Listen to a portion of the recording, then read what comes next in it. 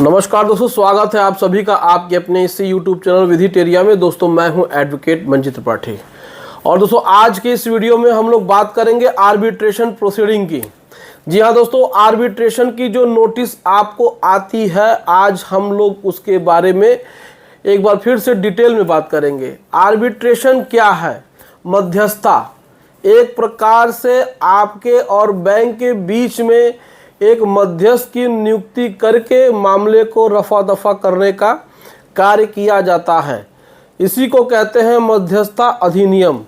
सामान्यतः यहाँ पर दो पार्टियों के बीच में अगर कोई कॉन्ट्रैक्ट हुआ है, अगर कोई अनुबंध हुआ है और अगर उन अनुबंधों के नियमों के अनुसार अगर एक पार्टी कुछ भी विधि विरुद्ध कार्य करता है, गलत कार्य करता है या फिर डिफ़ॉल्ट करता है, ऑब्लिगेशंस को नहीं पूरा करता है, उन अनुबंध के नियमों और शर्तों का उल्लंघन करता है, तो दूसरा पक्ष उस पक्ष के ऊपर आर्बिट्रेशन कराने के लिए बाध्य हो जाता है।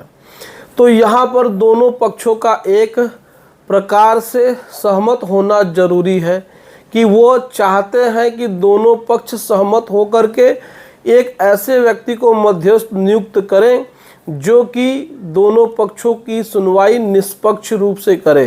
तो आर्बिट्रेशन का मोटा माटी यही एक कॉन्सेप्ट है। लेकिन आपने देखा कि आपने तो किसी प्रकार से एक सेपरेट तरीके से कोई भी कॉन्ट्रैक्ट नहीं किया। बैंक या एनबीएफसी कंपनी या जो भी वित्तीय संस्थान है जहां से आपने ऋण लिया, आपने उनके दस्तावेजों पे या तो साइन किया या डिजिटली उनको अपना कंसेंट दिया। अब इसमें आपने लोन देने में चूक कर दी, ईएमआई आपने डिफ़ॉल्ट कर दी और वित्तीय संस्थान या एनबीएफसी कंपनी या फिर बैंक जो भी आप कह लें, आपके ऊपर लीगल एक्शन लेना शुरू कर दिया। तमाम तरीके के लीगल एक्शंस होते हैं। पहला लीगल एक्शन मैंने आपको सभी को बहुत बार बताया है। अनसिक्योर्ड लोन के मैटर में अगर आपने कोई चेक दिया है तो चेक बाउंस का मुकदमा करते हैं। ईसीएस एक्टिवेट है, यानी हर महीने आपकी ईएमआई आपके सेविंग अकाउंट या सैलरी अकाउंट में से कटती है तो वो ईसीएस होता है, इलेक्ट्रॉनिक क्लियरिंग सर्विसेज जिसको बोलते हैं। या फिर वो आपके ऊपर 406, 420 का केस करते हैं। लेकिन यहाँ देखा जा रहा है कि बैंक बहुत ज़्यादा केसेस में बहुत सारे लोगों के साथ आर्बिट्रेशन की प्रक्रिया को अपना रहा है, लेकिन लोगों में जानकारी नहीं है आर्बिट्रेशन को लेकर के। उसको बहुत ज़्यादा हाइक बनाया जा रहा है, बहुत ज़्यादा उसको डर माहौल हो गया है कि लोग परेशान हो जा रहे हैं। बैंक ने आपको यानी वित्तीय संस्थान ने आपको आर्बिट्रेटर की तरफ से एक नोटिस भिजवा दिया अपने लीगल सेल की तरफ से या अपने अधिवक्ता के माध्यम से कि आप पैसा नहीं देंगे तो आपके ऊपर आर्बिट्रेशन की प्रक्रिया आपके ऊपर चलाएंगे हम। अब देखिए, हम आपको यहाँ एकदम बहुत ही ध्यान से समझिएगा, एक महत्वपूर्ण बात बताने जा रहे हैं। आर्बिट्रेशन की जो प्रक्रिया होती है वो बहुत ही सुगम प्रक्रिया होती है। इसमें आपको बार बार मौका दिया जाता है अपने को बचाने के लिए, अपने पक्ष में जवाब देने के लिए। आपको पहले प्री आर्बिट्रेशन की नोटिस आती है, आप उस समय ऑब्जेक्शन कर दीजिए, आप उस समय पैसा दे दीजिए, वो तुरंत कैंसिल हो जाएगा। आपके पास उसके बाद सोल आर्बिट्रेटर की नोटिस आती है, आप उसका ऑब्जेक्शन दे दीजिए, आप अपनी बाउंस हुई ईएमआई को पेमेंट कर दीजिए, आर्बिट्रेशन का किस्सा ही खत्म हो जाएगा। उसके बाद इंटरिम ऑर्डर आता है, तो उस इंटरिम ऑर्डर में ये लिखा होता है कि बैंक या फाइनेंशियल इंस्टीट्यूशन यानी वित्तीय संस्थान ने आपके ऊपर इस प्रकार के क्लेम लगाए हैं, तो आप अपना डिफेंस में कुछ कहिए। तो आप उस डिफेंस में भी अपना बचाव रखते हुए आप अपना पैसा पेमेंट करके उस पूरी की पूरी प्रक्रिया को रद्द करा सकते हैं। उसके बाद फाइनल ऑर्डर से पहले आपको एक और नोटिस आती है, प्री अवॉर्ड की नोटिस आजकल दी जा रही है कि अभी भी वक्त है, आप अपना पैसा दे दीजिए, नहीं तो अवॉर्ड इशू हो जाएगा। तो जो भी आपका उस समय तक का आउटस्टैंडिंग है या फिर ओवर ड्यू जिसको बोलते हैं, उसका अगर आप लोग पेमेंट कर देते हैं तो वो आर्बिट्रेशन की प्रोसीडिंग वहीं से समाप्त हो जाती है। इसके बाद की जो प्रक्रिया है अवॉर्ड इशू की, अवार्ड की कॉपी आपके दरवाजे पे भी आ जाती है या कभी कभी मेल पे या फिर व्हाट्सएप पे आ जाती है। हमने बहुत सारे ऐसे केसेस में अवार्ड के बाद भी लोगों का सेटलमेंट कराया है और लोगों को कोई परेशानी नहीं हुई है।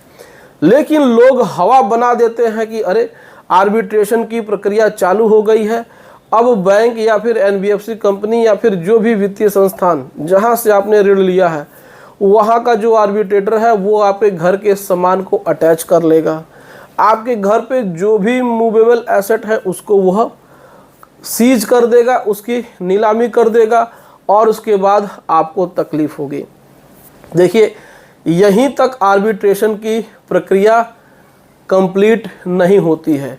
अवार्ड के बाद भी इसको उनको एग्जीक्यूट कराना पड़ता है सिविल कोर्ट का जुडिक्शन में या फिर किसी कमर्शियल कोर्ट में जो कि आपके ज़िले में संबंधित हो।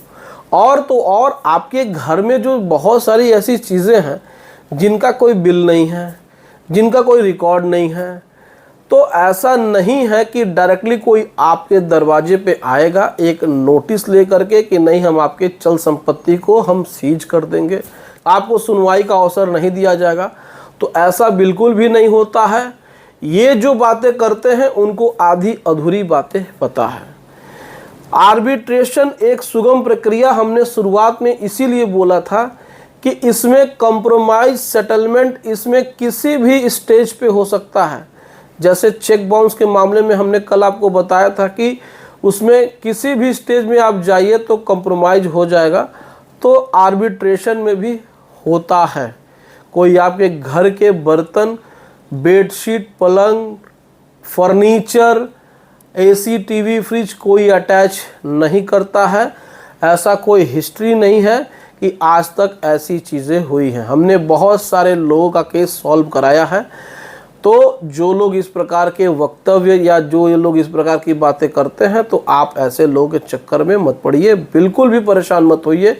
आर्बिट्रेशन की प्रक्रिया कंप्लीट हो जाने के बाद भी मैंने देखा है कि बैंक नोटिसें इशू करती रह जाती हैं और लोग इग्नोर करते रहते हैं और एक समय आता है कि बैंक को ही झुकना पड़ता है और उसमें आपको अच्छा खासा 50 से 60-70% तक डिस्काउंट मिलता है और उसके बाद आप सेटलमेंट करा लेते हैं। तो आपको आर्बिट्रेशन से आज के बाद से डरने की ज़रूरत नहीं है। तो उम्मीद करते हैं दोस्तों आज का ये वीडियो आपको पसंद आया होगा। अगर वीडियो हमारी पसंद आई होगी तो वीडियो को लाइक ज़रूर कर दीजिएगा, इसे अपने दोस्तों में शेयर ज़रूर कर दीजिएगा। जिन्होंने भी लोन लिया है, जिनके ऊपर भी आर्बिट्रेशन की प्रोसीडिंग स्टार्ट हुई है, उनके लिए वीडियो बहुत ही काम की है। और हमारे इस चैनल को सब्सक्राइब करके हमें सपोर्ट ज़रूर प्रदान करिएगा। चलिए मिलते हैं नेक्स्ट वीडियो में। बहुत बहुत धन्यवाद। जय हिंद दोस्तों।